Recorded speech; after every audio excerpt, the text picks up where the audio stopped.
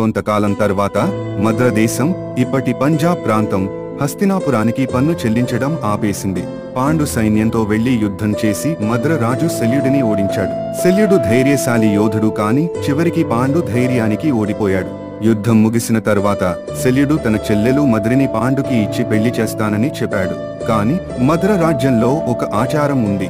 వధువును ఇచ్చేటప్పుడు వరుడు బహుమతులు, కన్యాశుల్కం తప్పక ఇవ్వాలి. భీష్ముడు ఆ ఆచారాన్ని గౌరవించి మద్రదేశపు ఆచారం ప్రకారం విపరీతమైన సంపద, ఆభరణాలు, గుర్రాలు, బంగారం ఇచ్చాడు. అలా మద్రిని కూడా పాండు వివాహం చేసుకున్నాడు. కొంతకాలం పాటు పాండు ధర్మపాలనలో రాజ్యం శాంతిగా నడిచింది. కొంతకాలం తర్వాత పాండు వేట కోసం అరణ్యానికి వెళ్ళాడు.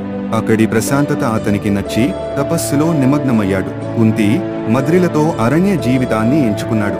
ఈ సంఘటన తర్వాత పాండు శాపం కథ మొదలవుతుంది, కానీ అది తరువాతి ఎపిసోడ్లో వస్తుంది.